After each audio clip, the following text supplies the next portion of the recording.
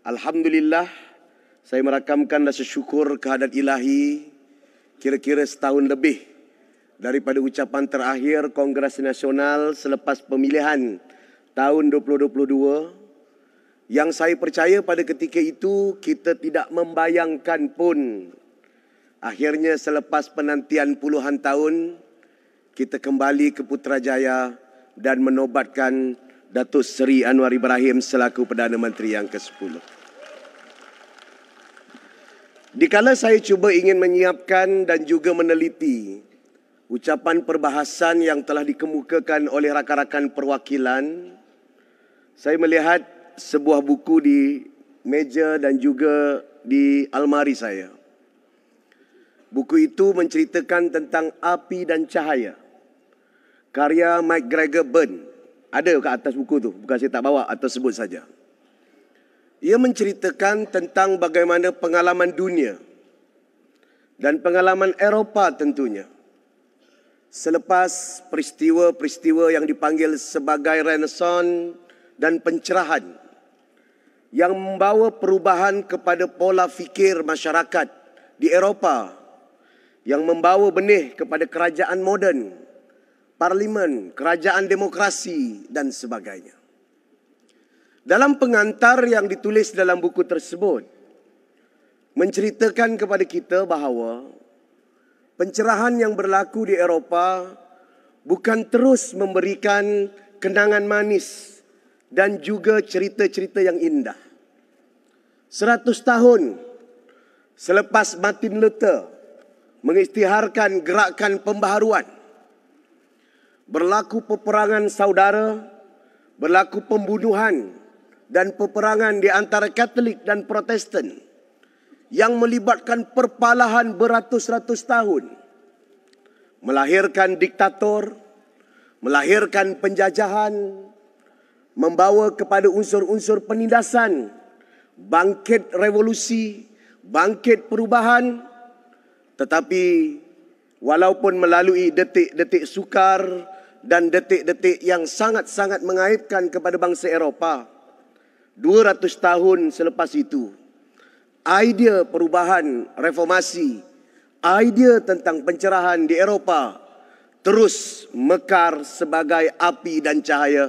Dan sebab itu saya percaya 98 tidak terus memberikan kenangan manis.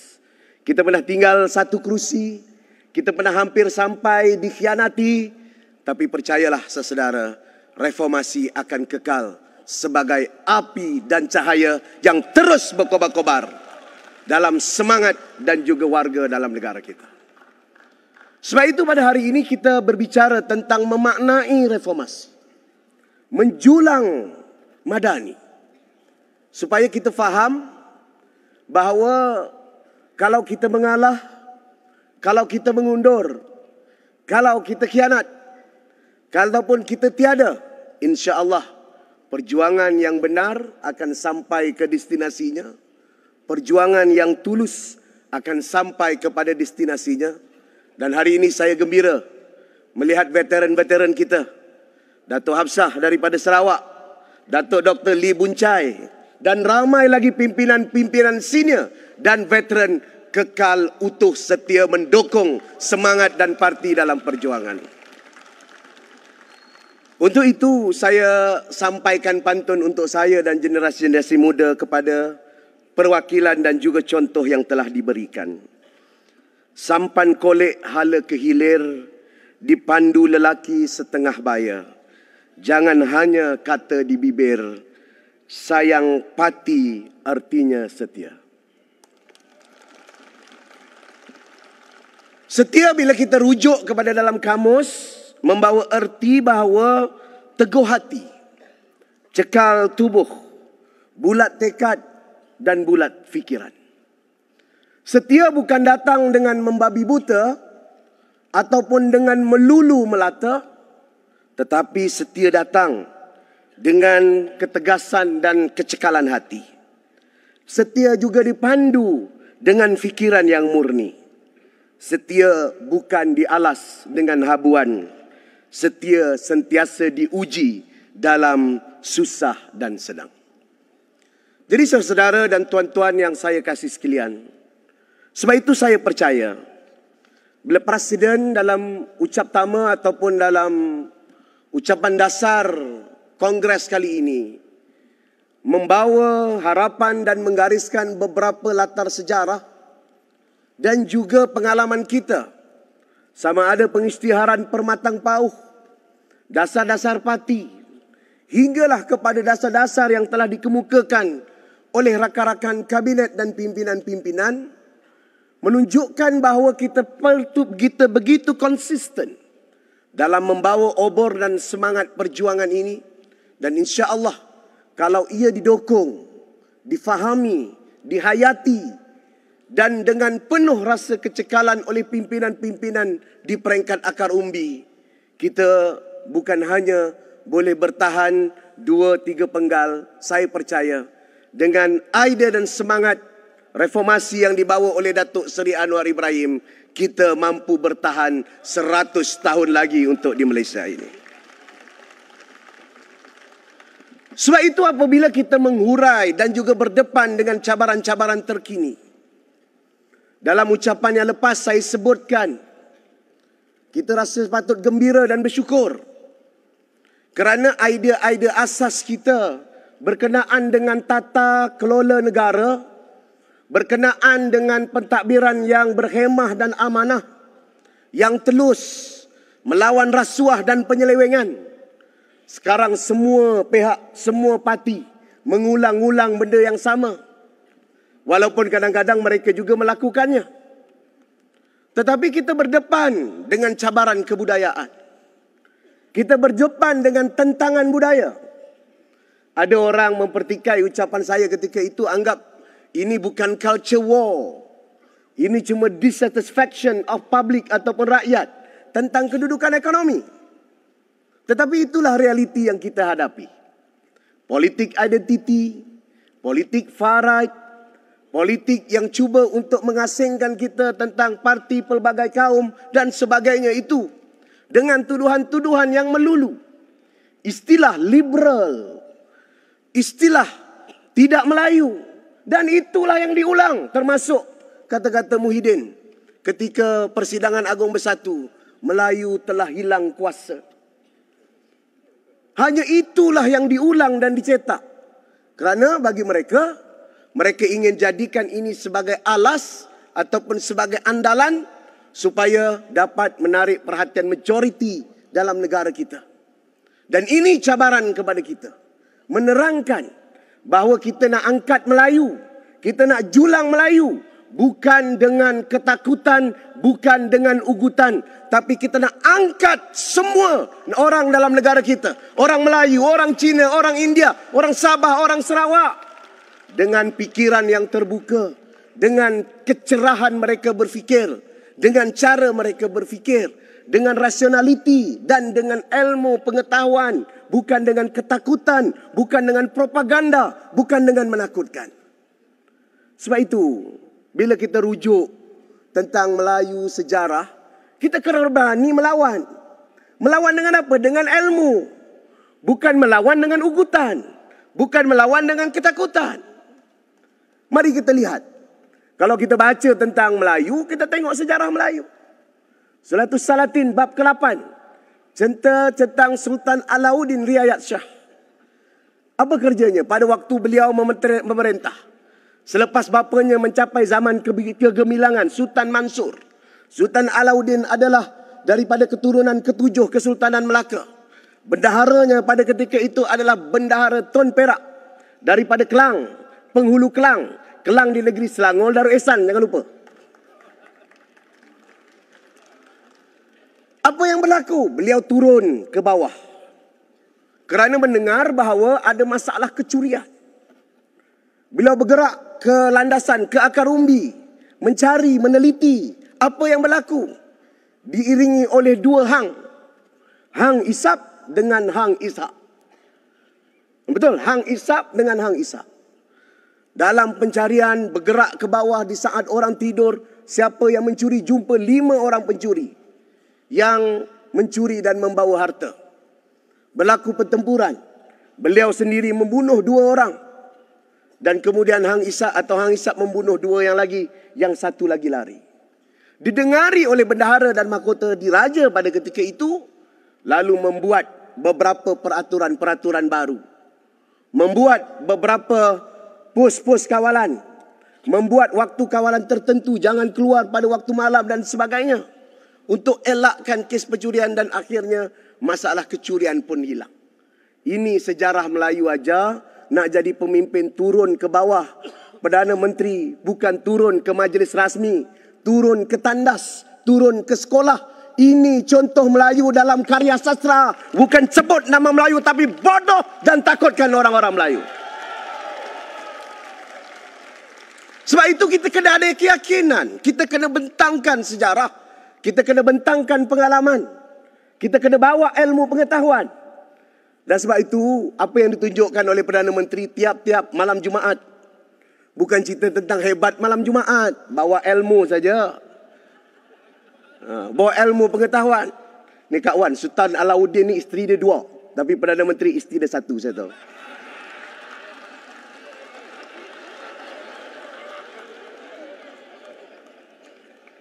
Jangan kena ban dengan Kak Wan sudah. Ketua wanita duk jeling ya. Ketua wanita duk jeling ya. Ketua wanita dah mak lah. Jadi tuan-tuan dan puan-puan yang saya kasih, sebab itu apabila mereka cakap tentang Melayu, ada asas yang kuat. Melawan penderitaan, melawan kezaliman, melawan pembodohan. Dan itulah sebabnya apabila saya bentangkan Belanjawan Negeri Selangor tahun 2024. Saya membacakan ayat ke-126 dalam surah Al-Baqarah. Bismillahirrahmanirrahim. Wa iz qala Ibrahimu rabbi ja'al hadha baladan amina. Warzuq ahlahu minas samarat. Min amana minhum billahi wal yaumil akhir. Qala wa man kafara fa umatti'uhu qalilan thumma attarruhu ila azabin nar wa bi'sal masir. Dan ingatlah ketika Nabi Ibrahim berdoa, ketika membuka kota Mekah, wahai Tuhanku, jadikanlah negeri Mekah ini negeri yang aman dan sentosa. Berikan rezeki daripada pelbagai jenis buah-buahannya kepada penduduknya, yaitu orang-orang yang beriman kepada Allah dan hari akhirat di antara mereka. Allah membalas. Allah berfirman, permohonan itu diterima, tetapi sesiapa yang kufur dan ingkar, maka aku akan beri juga dia bersenang lenang menikmati rezeki itu bagi sementara di dunia. Kemudian aku akan menyeretnya ke azab neraka dan itulah seburuk-buruk tempat kembali. Dalam ulasan yang diberikan oleh Imam Tahir Ibn Ashur, dengan mengulas juga surah Toha ayat 92 dan 94, dalam tafsirnya Tahrir wa Tansir, Tahrir wa Tanwir, kebebasan dan pencerahan, menyebutkan bahawa keamanan dan juga keadaan yang damai itu adalah prasyarat kepada keimanan. Sebab itu dalam ayat 92 dan 94 surah Taha adalah kisah bagaimana Nabi Musa marah pada Nabi Harun. Kenapa Nabi Harun tidak segera menghalang Samiri sewaktu Nabi Musa ingin bertemu Allah Subhanahu wa taala. Dan dalam tafsir Tahrir wa Tanwir disebutkan bahawa adalah untuk elakkan perpecahan, elakkan pergaduhan, sementara nak elakkan itu tunggu Nabi Musa datang untuk membetulkan landasan keimanan, kerana di saat kekacauan, keharu-biruan, hikuk-pikuk, tak tentu arah, lebih buruk daripada orang yang tidak beriman dalam keadaan aman. Sebab itu parti keadilan, apapun cara kita, apapun perlawanan kita, kita gunakan parlimen, kita turun ke jalan, himpunan kita adalah himpunan aman, kerana aman adalah prasyarat untuk menjamin kepada keimanan. Bukan buat huru-hara, bukan dengan pengkhianatan, bukan dengan tebuk atap, bukan rosakkan politik negara sebagaimana yang dilakukan oleh Perikatan Nasional dengan apa jua alasan pun. Ada 1 minit lagi. Boleh semangat. Ini saudara dan tuan-tuan yang saya kasih sekalian. Sebab itulah saya yakin dan percaya bahawa pada ketika ini kita bukan berdiri kosong. Kita ada pengalaman sedikit 22 bulan. Dan pengalaman yang cukup mengajarkan. Di saat rakan-rakan pimpinan bertungku lumus membawa dan membetulkan hala tuju negara, saudara dan tuan-tuan sekalian juga wajib meneruskan sokongan dan memberikan penjelasan. Dan kadang-kadang saya terdetuk dan terdetik juga. Kenapa? Kadang-kadang kita lupa prinsip. Oh, orang ni mengkritik kita, segera kurung dia, tangkap dia. Oh, orang ni marah dengan kita, segera pecat dia, halau dia. Saudara, semalam, sewaktu atau hari Jumaat lepas, sewaktu sebelum solat Jumaat, saya ingat satu tazkirah yang sangat mengesankan. Apa tazkirahnya? Dia bagi tahu dengan kita, memberikan perbuatan baik kepada orang yang mengata kita atau menzalimi kita itu adalah umpama memasukkan bola api ke dalam mulut mereka yang berkata jahat pada kita. Jadi saudara, kita jangan rasa gundah gulana atau rasa bersalah, apologetik. Ya, betul, ada arus Melayu kononnya tak suka kita. Kita jangan rasa gundah gulana, kita kena jelas, terang, terus buat baik. Berikan keadilan, berikan kemakmuran. InsyaAllah, kalau kita gagal hari ini pun, sebagaimana perjalanan kita, kita tidak akan gagal selama-lamanya. Kita akan terus mencipta kejayaan pada masa depan. Justru, kita jangan rasa gelisah. Untuk buat baik kepada orang, untuk laksanakan dasar kita, untuk laksanakan reform yang kita sebutkan dan kata-katakan. Tetapi sudah pasti ada prioritinya. Sudah pasti ada keutamaannya. Dan keutamaan itu akan ditentukan oleh pimpinan kabinet. Sesekali juga dibawa ke dalam meeting parti. Saudara juga kena ambil tahu, bila kita brief tentang polisi, ramai nak tidur. Bila pembahas-pembahas tadi dengar cakap sedap pasal polisi, ramai yang keluar. Bila sebut politik, suara naik sikit, ramai yang masuk balik. Kita tak boleh, kita dah jadi pentadbir. Ya, kita kena ada istiqamah dengan perjuangan, istiqamah dan sayangkan dengan parti, dan bawa kepada keadilan sebagaimana yang kita sebut. Dan insya-Allah dengan semangat itu kita akan mampu terus dengan pimpinan dan panduan pimpinan-pimpinan untuk mencapai kejayaan-kejayaan di hari depan. InsyaAllah bagi saya di negeri Selangor dan dalam masa yang sama di Pahang, kita akan terus memperkukuhkan model baru. Model apa? Model perpaduan. Dan kita patut berbangga sebagai anggota Parti Keadilan. Kerana dalam sejarah negara kita, Perdana Menteri Datuk Seri Anwar Ibrahim, Presiden Parti, adalah Perdana Menteri dan pimpinan pertama berjaya kumpulkan 18 parti secara keseluruhan sebagai satu koalisi. Selepas 2008, inilah kali pertama kita dapat two-third majority dekat Parlimen. Dan sebagaimana yang selalu kita sebutkan, kita mewakili semua. Ada perwakilan Sabah, Sarawak, ada kumpulan yang baik. Walaupun kadang-kadang bersahabat dengan musuh, tapi ingat, Baladan Aminah yang saya sebut tadi, aman, stabil dulu. Lepas itu kita buat reform, kita buat perubahan, dan sama-sama kita gerak ke depan untuk kejayaan-kejayaan pada masa depan. Jangan rasa gundah gulana, jangan rasa apologetik, jangan rasa ingin kecewa. InsyaAllah, saya percaya sekali lagi dengan apa yang saya sebut, kita akan terus menjadi api dan obor yang berkobar-kobar, menerangi dan membawa Malaysia menjadi negeri yang cemerlang. Akhirnya tuan-tuan dan puan-puan, saya bacakan pantun terakhir sebelum menutup ucapan penggulungan. Emas, berlian, cincin suasa, perhiasan diri buat pusaka.